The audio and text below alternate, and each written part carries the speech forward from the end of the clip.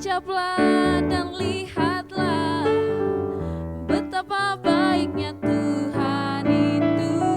Rasakan dan nikmati kasih setia Tuhan. Kecaplah dan lihatlah betapa baiknya Tuhan itu.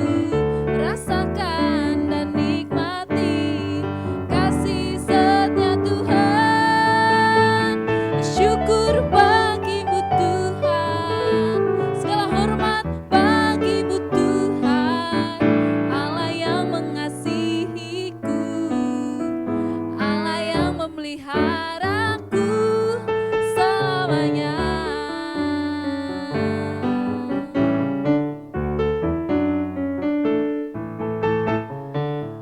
Kecaplah dan lihatlah betapa baiknya Tuhan itu.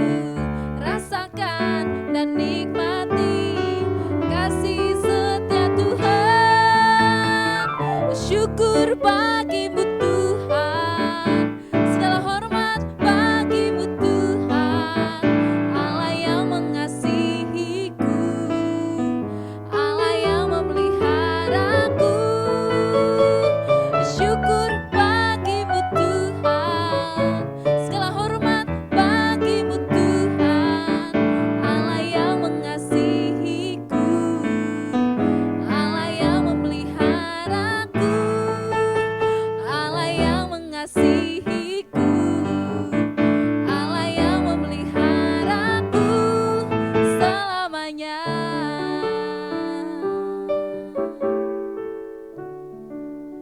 Terima kasih Tuhan Yesus untuk kasih Tuhan yang tidak pernah berkesudahan dalam hidup kami.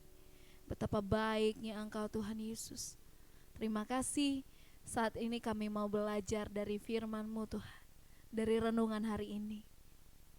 Kami siapkan hati kami di dalam nama Yesus, haleluya, amin. Shalom Bapak Ibu Saudara-saudari, kita berjumpa lagi pada perenungan hari ini, hari Rabu tanggal 9 Agustus 2023. Kita akan mendengarkan sebagian daripada firman Tuhan yang bertemakan ajakan kembali kepada Tuhan.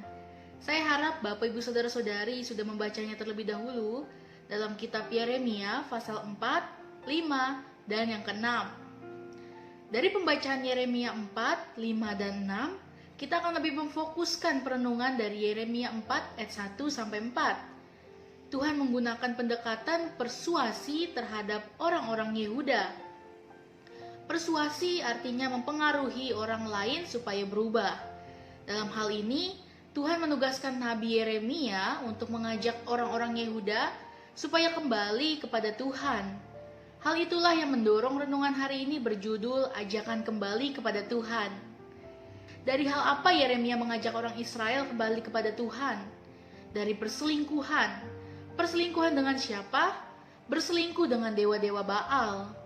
Mereka meninggalkan Tuhan demi beribadah kepada dewa-dewa orang asing. Israel melakukan peribadatan kepada allah-allah lain di bukit-bukit gundul dalam Yeremia 3 ayat 2. Di pinggir jalan dalam ayat 2. Dan di bawah pohon-pohon yang rimbun dalam ayat yang ke-6. Karena persundalannya, Tuhan menggambarkan orang-orang Yehuda sebagai perempuan murtad, meninggalkan Tuhan yang telah sekian lama menyayangi mereka. Sampai di sini Tuhan masih sabar. Kesabaran Tuhan menunggu sampai kapan orang-orang Yehuda kembali kepadanya. Lihat dalam Yeremia 3 ayat 7. Setelah berkali-kali Yeremia mengajak orang-orang Yehuda atau orang Israel di bagian selatan kembali kepada Tuhan, tetapi mereka tetap mengeraskan hati, maka Tuhan memutuskan untuk menjatuhkan hukuman kepada mereka. Dalam Yeremia 3 ayat 12 sampai 13, Yeremia 14 sampai 15, dan Yeremia 22. Hukuman Tuhan kepada mereka akan dibuang ke Babel selama 70 tahun. Setelah Tuhan menjatuhkan hukuman kepada mereka, Tuhan berfirman melalui Yeremia dalam pasal 14 ayat 11 sampai 12. Dengan demikian, Tuhan berfirman kepadaku, janganlah engkau berdoa untuk kebaikan bangsa ini, sekalipun mereka berpuasa dan mempersembahkan korban, Aku tidak akan berkenan kepada mereka. Mengapa Allah melakukan demikian kepada mereka? Karena Tuhan telah mengajak mereka terus-menerus, tetapi mereka tidak pernah menghiraukannya. Secara tersurat, Tuhan berfirman, "Jangan lagi berdoa demi kebaikan bangsa ini." Tetapi arti secara tersirat adalah berdoalah terus-menerus supaya Tuhan tidak menjatuhkan hukuman terhadap umatnya. Karena tidak ada dosa kecil yang diabaikan Tuhan begitu saja. Setelah pribadi atau sekelompok orang menjadi orang-orang yang telah diselamatkan, baginya tidak ada dosa yang tidak mendapat ganjaran dari Tuhan.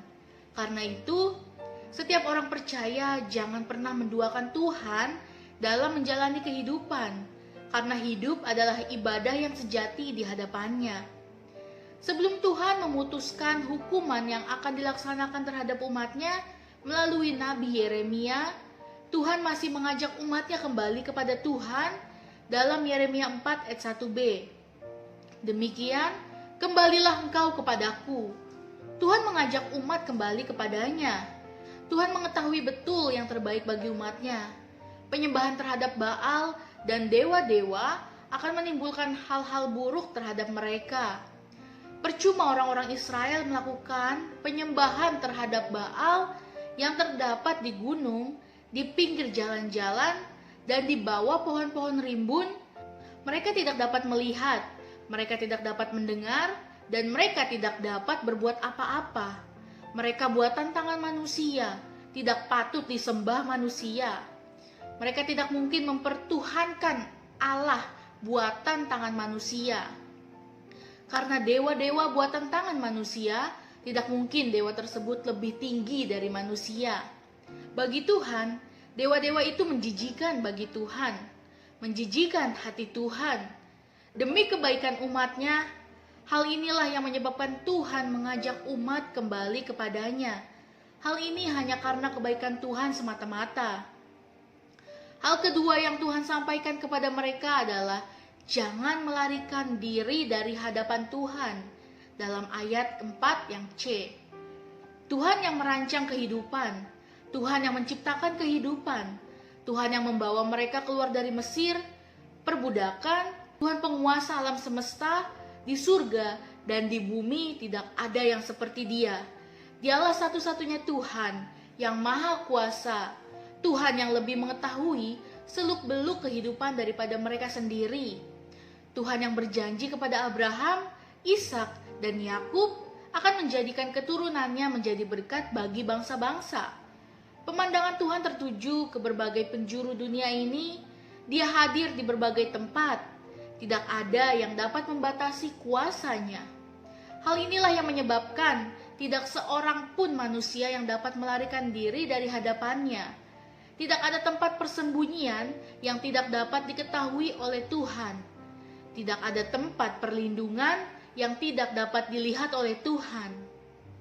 Semua terbuka di hadapannya.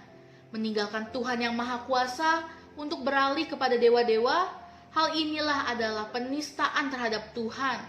Meninggalkan pencipta demi berpihak kepada dewa buatan manusia. Apakah dewa-dewa dapat menyembunyikan mereka dari hadapan Allah? Apakah dewa-dewa dapat membela mereka dari pengadilan Allah? Mengapa harus melarikan diri dari hadapannya? Karena itu, kembalilah kepada Tuhan. Ajakan ini semata-mata demi kebaikan orang-orang yang dikasihinya. Lalu yang ketiga, orang-orang yang setia melakukan keadilan dan kebenaran akan diberkati serta bermegah karena Tuhan. Dalam ayat yang kedua, mengapa orang-orang yang setia, adil, dan benar diberkati oleh Tuhan? Karena Allah memiliki moral setia, adil, dan benar. Siapa saja yang berpadanan dengan sifat-sifat Tuhan akan diperhatikan oleh Tuhan sendiri. Karena terdapat dimensi moral Tuhan pada orang tersebut, orang yang sesuai dengan gambar dan teladan Tuhan akan dibela oleh Tuhan. Orang-orang yang berpihak kepada Tuhan dilindungi oleh Tuhan.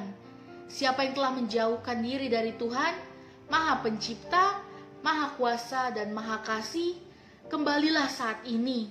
Jangan merendahkan Allah Maha Kuasa untuk percaya kepada dewa buatan manusia. Amin. Mari kita sama-sama berdoa. Bapa yang baik, terima kasih Tuhan Yesus pada perenungan hari ini. Biarlah kami, setiap hati kami Tuhan yang sudah terhilang dari hadapan-Mu Tuhan, biarlah Engkau lembutkan hati kami agar kami kembali ke hadapan-Mu. Janganlah Tuhan, dipisahkanlah kami daripadamu, biarlah kami semakin dekat, semakin intim dengan-Mu Tuhan. Bagi setiap hati kami yang mulai jauh atau yang sudah jauh dari Engkau Tuhan, bawalah kami kembali ke hadapan-Mu, biar kami mengetahui mukjizat-mukjizat apalagi yang akan Kau buat Tuhan bagi setiap kami. Terima kasih Tuhan Yesus, rancangan-Mu sungguh nyata bagi kami. Di dalam nama Tuhan Yesus, haleluya, amin. Salam sejahtera, Tuhan Yesus memberkati. Shalom.